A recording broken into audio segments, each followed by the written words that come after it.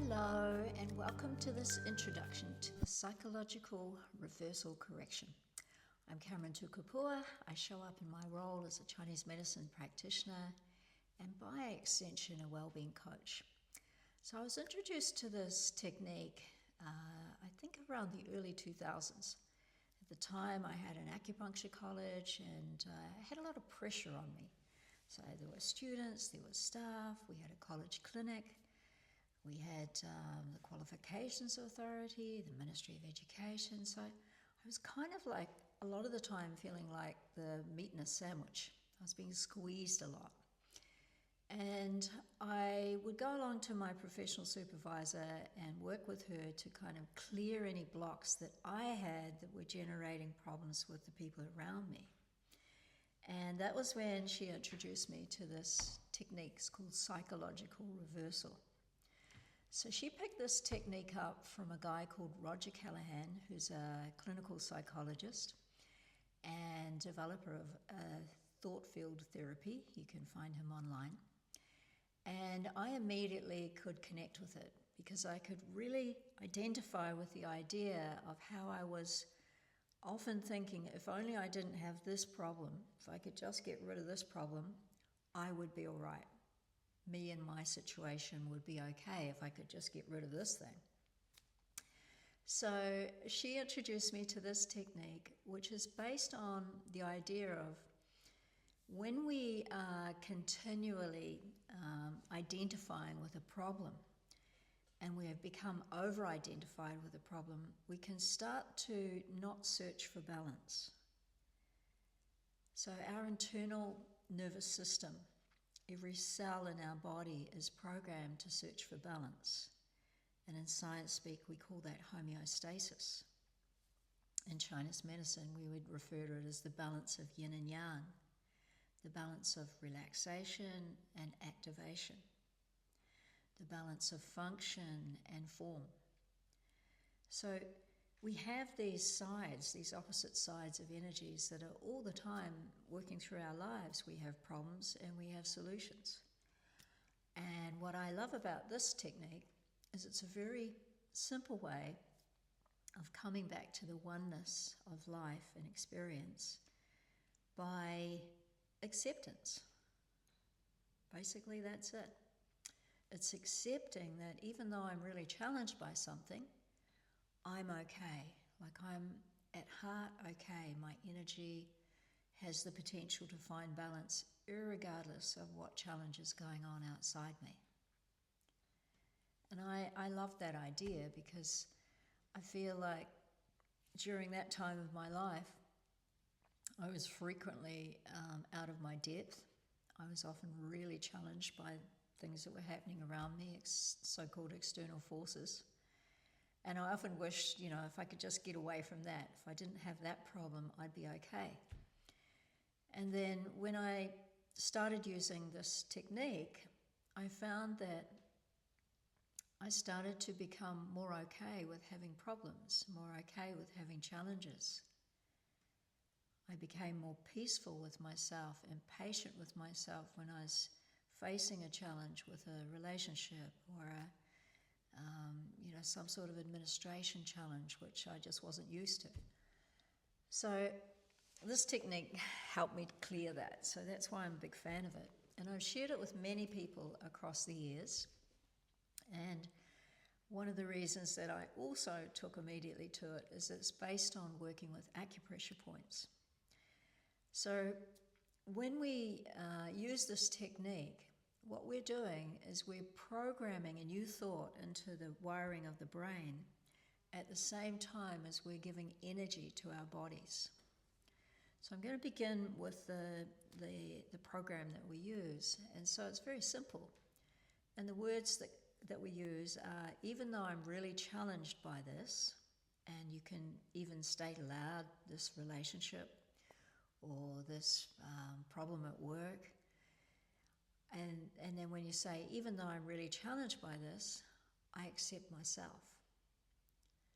So it's like we're making room for those two things to coexist.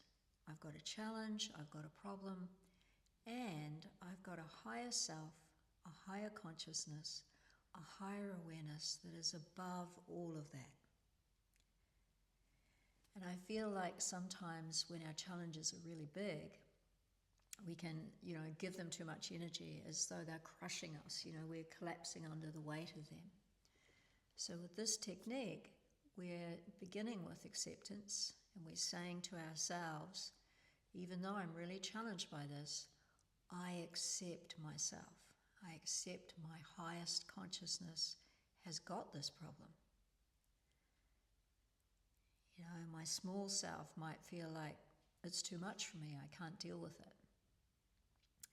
But my higher self, my highest awareness, the oneness consciousness of all of life that lives inside me and lives inside everything else, knows how to be with this challenge. It knows how to make peace with this challenge.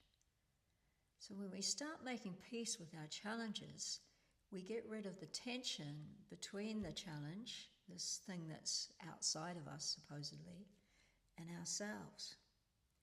Because we're not separate. We have a challenge, we have our own mindset, and we are related to that challenge. So if we bring it in and accept it, straight away the energy of that tension collapses. And this is how I see it working anyway. And then the second part of the technique is that we activate an acupressure point. So being an acupuncturist, I was very interested in this. I'm going to show you where the point is. So if you go to the end of your collarbone. So the collarbone, or this bone here, it's also called the clavicle, that's its medical name. If you pull your shoulder forward and you track along the collarbone, you get to a point at the end of the collarbone on the outer edge where there's a bit of a hole underneath. And to find that hole and make it more pronounced, you can pull your arm forward like I'm doing here. So when I pull my arm forward, the bone's exposed and it's under there. So if you're heavier than I am, if you're more muscly than me, it might be harder to find, but the way to find it is just pull the arm forward. So when I pull the arm forward and I find that point under the clavicle, I then go down one rib. So I follow the seam of the arm, which is called the axillary fold. So I follow down there and I go about 1 finger width, which is actually a rib width, and the point is down under that. So there's the big hollow at the end of the bone, and then there's another hollow further down from that. So if you just put your finger in there and rub that, so we call this finger needling. So I'm activating this point, and it's by doing that, I'm actually doing the equivalent of turning the car engine on. So if you were a car and you wanted to start your engine, if your body was a car and you want to start your engine, you put the key in here, because this is where the energy for the whole body starts up. It's the beginning point of the lung channel. So I'm going to rub that point, and as I rub that point, which is activating the energy of the lung channel and every other channel in the body, I'm saying to myself, even though I'm really challenged by this, I accept myself.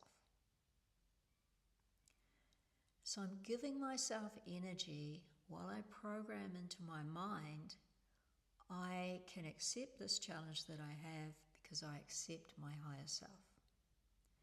So we do it again. So we do it around about 3 times usually. So I just say, even though I'm really challenged by this, I accept myself. And then I turn it around and run it the other way. I accept myself, even though I'm really challenged by this. So basically, what we're doing is we're programming energy into the body as we say to the brain, even though I'm really challenged by this, I accept myself.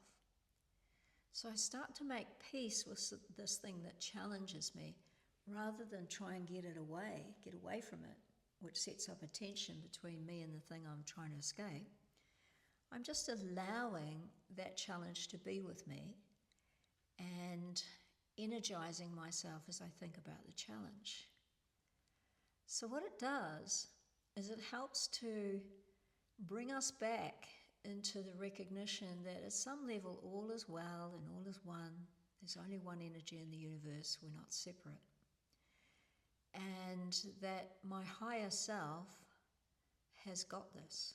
My highest consciousness knows how to deal with this.